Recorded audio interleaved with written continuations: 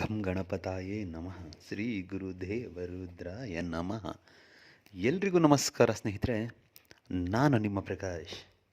ಸ್ನೇಹಿತರೆ, ಇಂದು ನಾನು ನಿಮಗೆ ಕೇವಲ ಮೂರು ಸಾರಿ ಮಂತ್ರ ಪಠನೆ ಮಾಡೋದ್ರಿಂದ ಸ್ತ್ರೀ ಪುರುಷ ವಶೀಕರಣ ಅದ್ರ ಬಗ್ಗೆ ತಿಳಿಸ್ಕೊಡ್ತೀನಿ.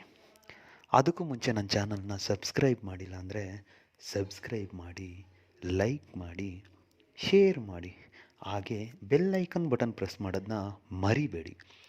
ಏಕೆ ಅಂದರೆ ಮುಂದೆ ನಾನು ಏನು ವೀಡಿಯೋಸ್ ಬಿಡ್ತೀನಿ ಅದೆಲ್ಲರಿಗಿಂತ ಮುಂಚೆ ನಿಮಗೆ ಬಂದು ಸೇರುತ್ತೆ. ಬನ್ನಿ ಇದರ ವಿಧಿ ವಿಧಾನ ತಿಳ್ಕೊಣ.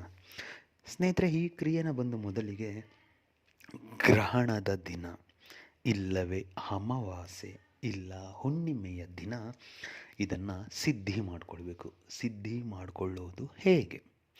ಇದನ್ನು ಸಿದ್ಧಿ ಮೊದಲಿಗೆ ನೀವು ರುದ್ರಾಕ್ಷಿ ಮಾಲೆ ತಗೊಂಡು ಗ್ರಹಣದ ದಿನ ಇಲ್ಲ ಹುಣ್ಣಿಮೆ ಅಮಾವಾಸ್ಯೆಯ ದಿನ ಸ್ನಾನ ಎಲ್ಲ ಮುಗಿಸಿ ಉತ್ತರ ದಿಕ್ಕಿಗೆ ಮುಖ ಮಾಡಿ ಕುಳಿತುಕೊಂಡು ಗ್ರಹಣ ಕಾಲದಲ್ಲಿ ನಾನು ಏನು ಹೇಳ್ತೀನೋ ಮಂತ್ರ, ಆ ಮಂತ್ರವನ್ನು ಒಂದು 10,000 ಸಾರಿ ಹೇಳಿ ಸಿದ್ಧಿ ಮಾಡಿಕೊಳ್ಬೇಕು. ಸಿದ್ಧಿ ಆದ ಮೇಲೆ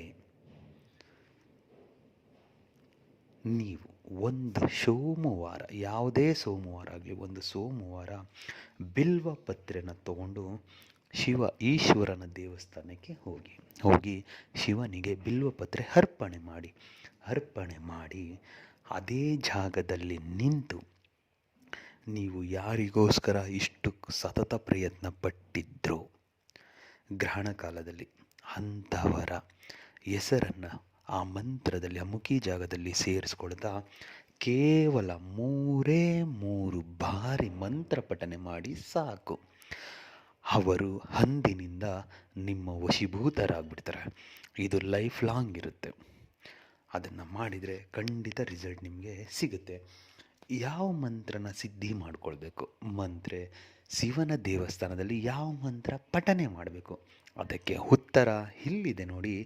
ಓಂ ನಮೋ ಆದಿರೂಪಾಯ ಅಮುಖಿ ರೀಂ ಲಂ ಟಂ ಜಂ ಸಂಪೂರ್ಣ ವಶಂ ಸ್ವಾಹ.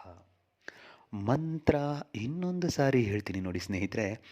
ಓಂ ನಮೋ ಆದಿರೂಪಾಯ ಅಮುಖಿ ರೀಂ ಲಂ ತಂ ಜಂ ಸಂಪೂರ್ಣ ವಶಂ ಸ್ವಾಹ. ಈ ರೀತಿಯಾಗಿ ನೀವು ಮಾಡಿದ್ದೇ ಆದಲ್ಲಿ ನೀವು ಕಳೆದು ಹೋದ ಪ್ರೀತಿ ಸ್ತ್ರೀ ಇಲ್ಲವೇ ಪುರುಷ ನಿಮ್ಮ ವಶೀಭೂತರಾಗ್ತಾರೆ. ಇದನ್ನು ಮಾಡಿ ಎಲ್ರಿಗೂ ಮಂಗಳ.